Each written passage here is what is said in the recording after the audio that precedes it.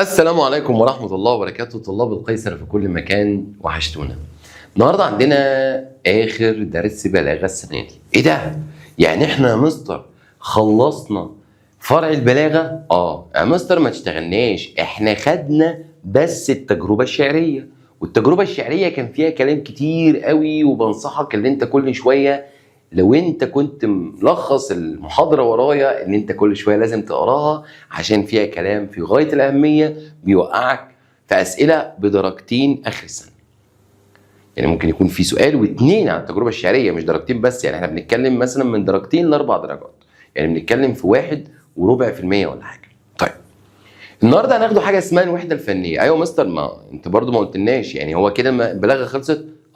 كده فرع البلاغة خلصت. عايز بس افهمك حاجة، احنا خلصنا كده، او النهارده هنخلص فرع البلاغه. القراءه اتشرحت مره واحده بس، وكده يبقى احنا خلصنا فرع القراءه. يعني القراءه انت ما بتاخدش، مش هتاخد مني من هنا لغايه اخر السنه غير بس مجرد حل فقط. الملاحظات اللي اتقالت في القراءه في الاول مفيش غيرها، فاحنا بعد كده بنتدرب بس. يبقى كده القراءه خلصت، يبقى كده البلاغه خلصت. التعبير انا لو كنت عايز اخلصه في محاضره واحده كان خلص، لكن احنا ماشيين في التعبير تاتا نمطين، فانت فاضل لك بالظبط نمطين 3 على التعبير ويخلص. يبقى انت كده بنتكلم في 3 فروع. من هنا بقى لغايه اخر السنه هتلاقي تدريبات على الفروع اللي خلصت ديت، وبنكمل الفروع التانيه. اكبر فرع طبعا عند حضرتك هو الفرع بتاع النحو، وبعديه على طول الادب حضرتك خدت معايا لغايه مدرسه الديوان. فاضل لك مدرسه الحصه اللي جايه ان شاء الله، او الحصه ديت الفقره الثانيه بتاعتها هتاخد مني مدرسه ابولو. كده يبقى انت خدت مدرسه كلاسيكيه، مدرسه الاتجاه الوجداني ومطران، بعد كده خدت مدرسه الديوان وهتاخد ابولو. يبقى انت كده فاضل لك 5 دروس ادب، فاضل لك 2 مدرسه شعريه، والباقي هيبقى الفنون النثريه اللي هي القصه والمسرحيه والمقال.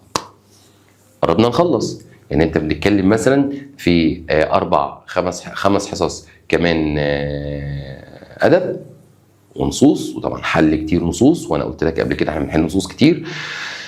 انت اول مره مستر تقف معانا كده واقفه وتقول لنا احنا خدنا ايه وماشيين ازاي ومش ماشيين ازاي. بص يا حبيبي، احنا بنتكلم النهارده في الحصه تقريبا 27.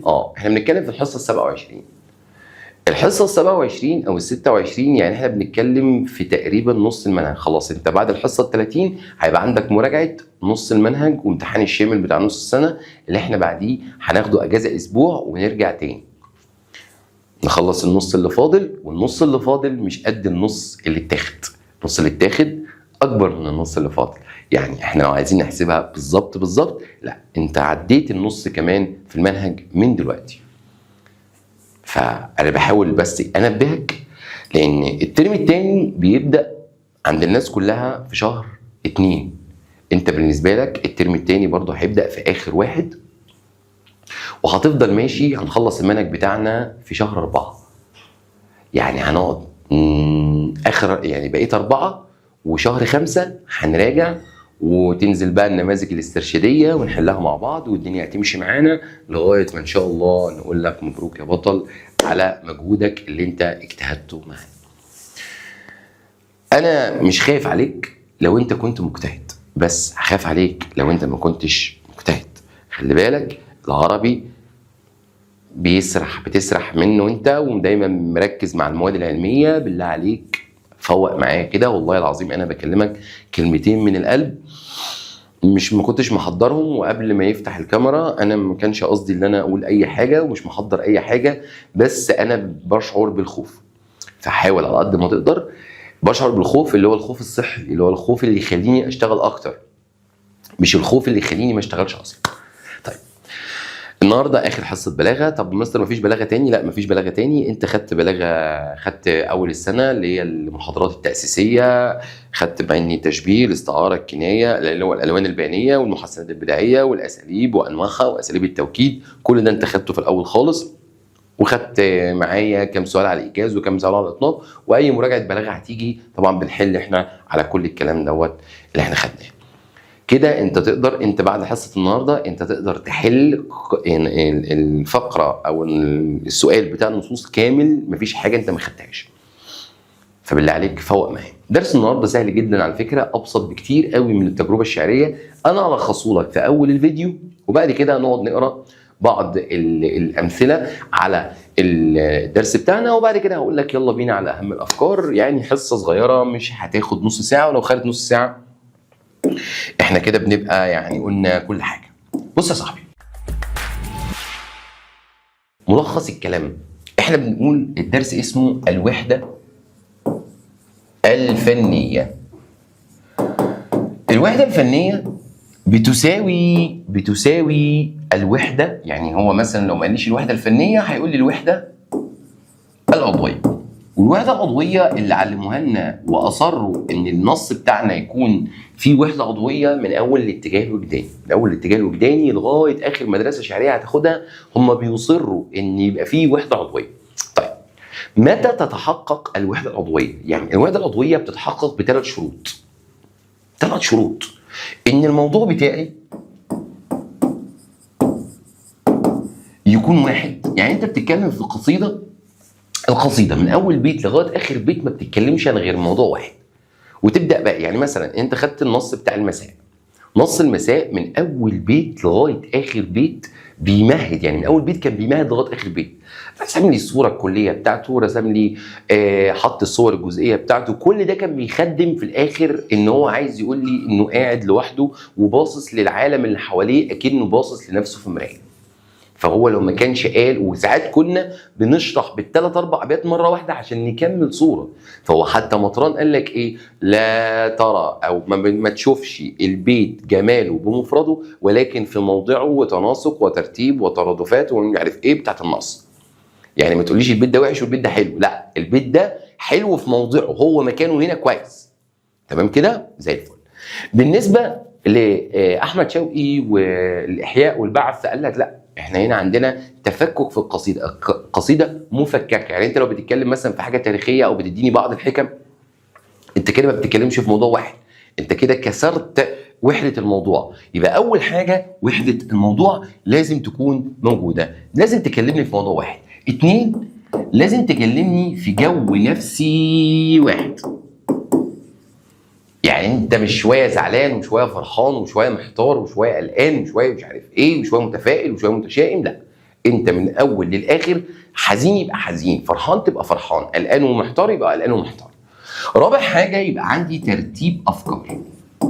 ترتيب افكار، ما تجيبليش مثلا شويه اغنيه من يمين واغنيه من الشمال وكوبليه من هنا وكوبليه من هنا، طب ما كده يدخلوا نغير الموضوع. لا، هو ممكن تكون بتتكلم في موضوع واحد بس الكلام متناقض، برضه هنشوف الكلام ده. بس يعني هي دي شروط الوحده العضويه. طب احنا عاملين حصه عليها ليه؟ طب ما انت كنت ممكن تديها لنا على جنب كده. لا، مش حاجه اسمها كده، ده درس عند حضرتك، وده سؤال اساسي او سؤالين في الامتحان عن الوحده الفنيه، سؤال في كل نص. يمكن احنا الاسئله اللي هتلاقيها النهارده هتلاقيها اسئله صغيره. ليه اسئله قليله؟ لان انت عندك الاسئله اللي موجوده في الكتب، او احنا نجيب لك سؤال بيتكلم عن الوحده الفنيه لوحده، لا، هو بيبقى سؤال جوه النص. فعشان احنا اصلا نحل سؤال زي دوت احنا لازم نقرا النص، فانت هتقابلك بقى اسئله الوحده الفنيه على مدار النصوص اللي بتقابلنا. لكن سؤال لوحده وحده فنيه، يعني حاولنا نجيب لك كده كام سؤال عشان ندي لك امثله.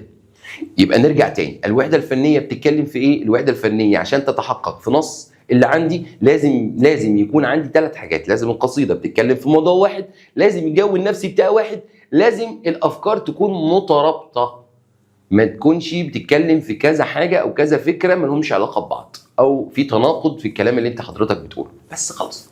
طيب تعالى بقى نقرا الكلام ده باستفاضه اكتر. بيقول لك الوحده الفنيه هي التي تجعل القصيده بناء متكامل، وده يمكن قالوا بتوع الديوان، قال لك القصيده عندهم كالكائن الحي، بحيث لا تستطيع ان تزيد عليه او تنقص منه. لو شلت بيت الوضع يختل، ولو زودت بيت هتبقى تفصيله ملهاش لازمه. طيب قال لك اول حاجه تتناول القصيده موضوع واحد، ده اللي انا قلته لك، الكلام كتير لكن انا يعني ريحتك في الاول، بس محتاجين ان احنا نقرا، لان احنا متفقين ان احنا بنتعلم من اجل العلم. معلش بيضيع وقت الكلام دوت والله، بس صدقني بتضمن بيه الدرجه. ويتحقق ذلك بان يكون كل بيت في القصيده يعالج جانب من جوانب الموضوع. ما الموضوع مثلا كبير، فانا بتكلم مثلا، انا بتكلم دلوقتي في مشكله بلد معينه، فانا لو بتكلم شويه اقتصاديا، بتكلم في موضوع بقى انا بكتبه اكنه موضوع تعبير مثلا، بتكلم مثلا اقتصاديا وبتكلم اجتماعيا وبتكلم سياسيا وبتكلم تعليميا وبتكلم صحيا. يبقى انا كل جزئيه او كل فقره بتتكلم في موضوع، بس كله بيصب في مصلحه الموضوع اللي انا بتكلم فيه، اللي هو بناقش مشكله بلد معينه، او هي مثلا ليه متاخره، فمتاخره بسبب الصحه بتاعتها، بسبب التعليم بتاعها، بسبب المجتمع بتاعها، بسبب السياسه بتاعتها، بسبب الاقتصاد بتاعها.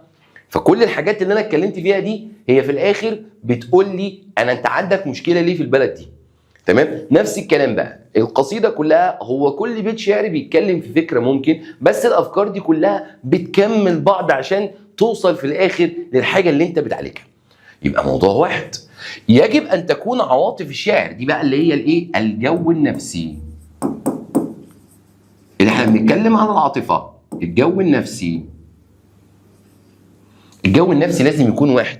مشاعر الانفعالات المترابطه بعيده التناقض، يعني مش شويه فرحان وشويه زعلان، فممكن مضطرب قلقان محتار، ماشي، دي كلها حاجات بتكمل بعض. لكن فرحان لكن مضطرب شويه ومطمن شويه، دي ما ينفعش، هنا يبقى في تناقض. لازم الجو النفسي بتاعي يكون واحد. لابد من ترابط الفكر وتسلسلها، ما تجيبليش حاجه قبل حاجه، زي ما عمل مطران، شويه اتكلم عن البحر، شويه اتكلم عن الريح، بعد كده راجع اتكلم عن البحر. طب انت ما حطيتليش البحر ورا البحر ليه؟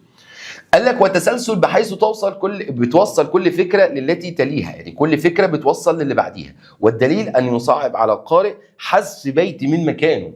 يعني ما ينفعش انت تشيل بيت من مكانه من غير، عشان انت مش هتفهم البيت اللي بعده من غير ما تقرا البيت اللي من مكانه. هي دي الوحده الفنيه.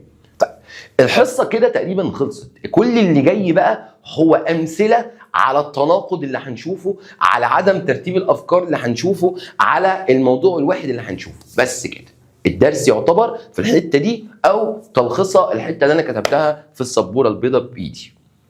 طيب تعالى كده يا استاذنا، هو هنا عامل لك يعني الالوان لونها لك، يلا بينا. قال لك الوحده الفنيه تتم بالصله المعنويه بين اجزاء القصيده. خد بالك من كلمه الصله المعنويه.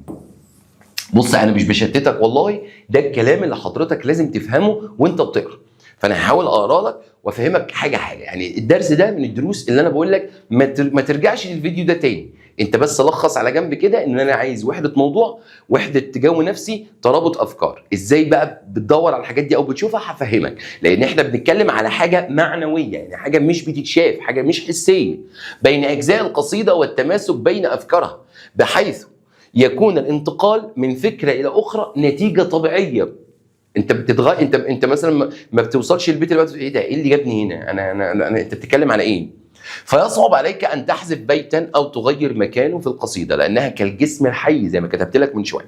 طيب النقاد كان بيعيبوا على الشعر القديم اللي هو بقى الكلاسيكيين بالذات الاغراض في القصيده الواحده، تعدد الاغراض، اللي انا ما فيش، انا هنا عندي غياب وحده فنيه، وده كان بالنسبه للنقاد عيب، وعدم ترتيب الافكار وتفكك الابيات وتناقض معانيها، كما يعيبون بعض الشعراء الكلاسيكيه الجديده من المعاصرين لهذا السبب، زي قصيده ابو الهول. تعال بقى نشوف قصيده ابو الهول ما فيهاش وحده فنيه ليه.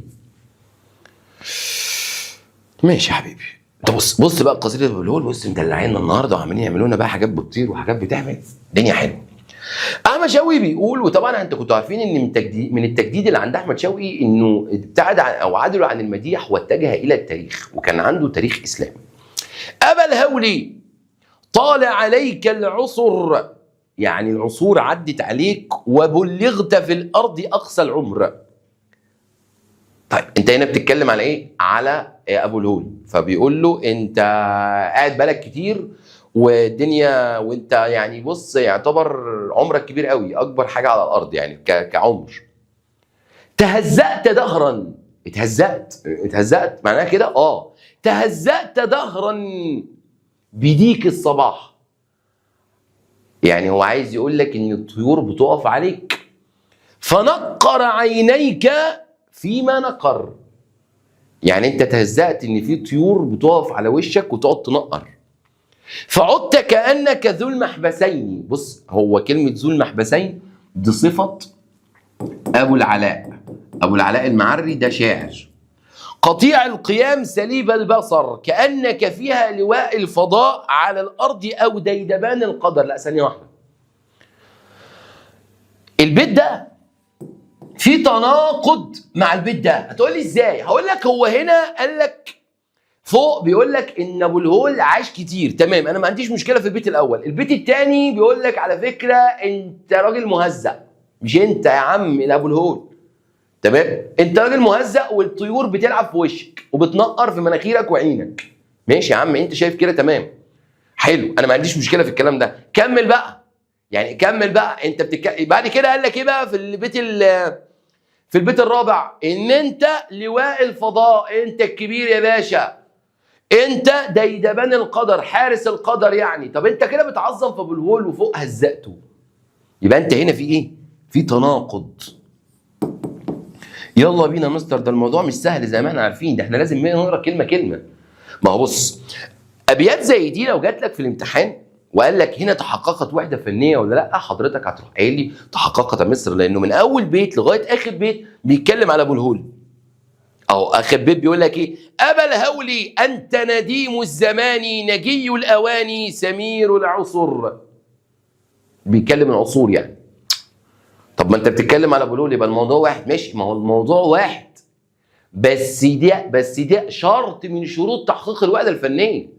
الجو النفسي واحد، لا، انت هنا عظمت الراجل، هنا هزقته. يعني ده ايه؟ ده باللفظ بتاعه قال له تهزقت، تمام، يعني هنا هزقه وهنا عظمه. فمنين بقى في جو نفسي واحد؟ هنا في تناقض، هنا مفيش جو نفسي واحد، تمام. يبقى هنا لم تتحقق الوحده الفنيه. لم تتحقق الوحدة الفنية. أبا الهول طال عليك العصر وبلغت في الأرض أقصى العمر تهزأت دهرا. هنا بقى هيشرح بقى اللي أنا قلته دلوقتي. يعني إحنا ممكن ما نقراش الكلام ده. لم تتم لها الوحدة الفنية. ليه؟ لم تتم ليه؟ تعالى كده معايا. قال لك أولا في تناقض بين المعنى البيت الثاني والبيت الرابع. ده اللي أنا شرحته لك، مش أنت تعالى نقرا تاني. قال لك فأبو الهول ضعيف بيتهزأ بديك الصباح بينقر في عينه. بعد كده قال لك عليه لواء الفضاء وديدبان القدر وذلك وصف له بالجلال. ماشي، تمام. قال لك كذلك هناك تناقض من جانب اخر بين معنى البيت الثالث والبيت الرابع. فالبيت الثالث بيقول لك يطيع القيام سليب البصر، يعني اعمى، ثم هو ديدبان القدر. طب انت حارس القدر ازاي واعمى في نفس الوقت؟ فبرضه هنا انا عندي مشكله. وقد يرد على ذلك بأنه لا تناقض، فأبو الهول رمز للإنسان، فهو ضعيف وقوي وبصير وأعمى وحبيس وحارس. ده الرد، أنا ماليش دعوة بالرد بقى. رد النقاد ده أنا ماليش دعوة بيه، لأن أنا ما قريتش ولا ده ولا ده، أنا ليا دعوة بالمنهج بتاعي. المنهج بتاعي أنا عندي هنا تناقض. أما وحدة الجو والنفسي فهي الملائمة بين الموقف الشعري والإيحاء النفسي التي توحيه الألفاظ والصور والموسيقى. خد بالك دايما بيجي لك سؤال يقول لك ايه؟ الالفاظ كانت مناسبه للجو النفسي، فتروح انت مطلع له الجو النفسي اللي هي العاطفه. الجو النفسي فين؟ الجو النفسي اللي هو العاطفه.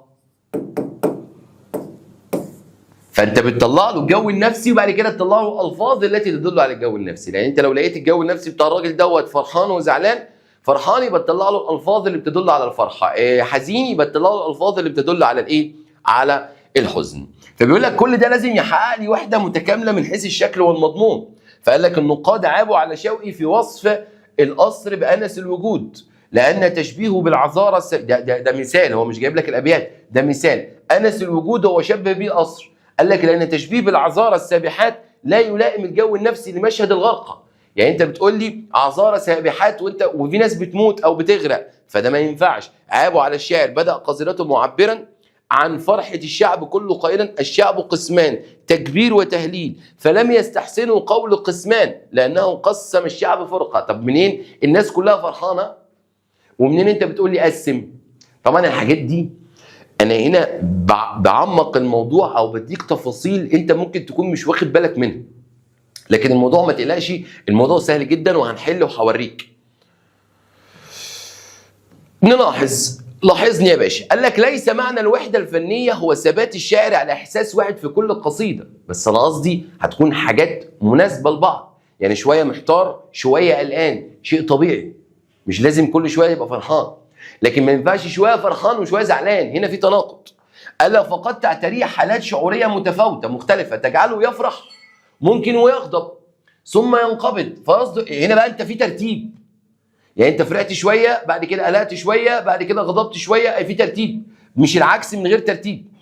قال لك والحزين حينا اخر ولكنه يكون مرتبطا بحالته النفسيه دائما كالقطعه الموسيقيه تتفاوت انغامها وتتعدد الاتها ولكنها تظل مترابطه العناصر. لازم ترتب لي الموضوع دوت، مش البيت الاولاني فرحان والبيت الثاني حزين من دون سبب. انت فاهم قصده؟ انت الجو النفسي مش لازم تثبت لي على حاجه واحده، بس ممكن تديني كذا عاطفه بس يبقى في ترتيب وفي مناسبه للكلام بتاعك. ده المعنى الكلام اللي هنا. طيب الوحده الفنيه، قال لك ومن امثله تحقيق الوحده الفنيه، يعني ده نص بيتكلم عن الوحده الفنيه ان في وحده فنيه. بيقول لك ذلك الحب الذي صور من مجدب القفر لعيني ربيعه، يعني حول الفقر والقفر اللي احنا فيه الصحراء اللي احنا فيها حولها ربيع. إنه بصرني كيف الورى هدموا من قدسه الحصن المنيعة وجلى للكون في أعماقه أعينا تبكي دماء لا دموعا. يبقى هنا بيتكلم عن الحب من أول بيت لآخر بيت، وبيقول له إن هو حول الدنيا بالنسبة لي من قفر إلى ربيع وخلاني أشوف كل حاجة على حقيقتها. ده كده في وحدة فنية. طيب تعالى نشرح الكلام ده. العناصر بتاعتي هنا إيه؟ قال لك وحدة الموضوع، قال لك الأبيات كلها هنا بتعالج فكرة واحدة، اللي كيف يرى الشاعر الكون والناس من منظار الحب. هو الأول كان بيشوف الكون والناس بطريقة، ولما حب بقى بيشوفه بطريقة. بعد كده قال لك وحدة الجو النفسي، ارتباط الأبيات كلها بخط وجداني وشعوري واحد، فيظهر أثره في الأفكار والألفاظ والأخيلة والموسيقى. عايز افهمك بس يعني ايه هو فرحان ولا زعلان. هنا هو مبسوط، اللي هو بقى بيحب وبقى بيشوف الدنيا على حقيقته، فراح هو مختار القافيه الايه؟ القافيه المفتوحه، غير مثلا السين المكسوره في نص غربه وحنين. تمام؟ هنا بيديني حزن، فالموسيقى هنا مناسبه للجو النفسي للنص بتاعي. زي القافيه الساكنه في نص رساء مي، هنا بيديني حزن برضو او بيديني صدمه. وده كان اخر حاجه في درسنا النهارده، درس سهل وبسيط. يا رب اكون شرحت لك الموضوع بشكل مبسط ورايا على اهم الافكار، وشوف انت هتقدر تفرق ما بين في وحده فنيه ولا مفيش. السلام عليكم ورحمه الله وبركاته. لا تنسونا بالدعاء.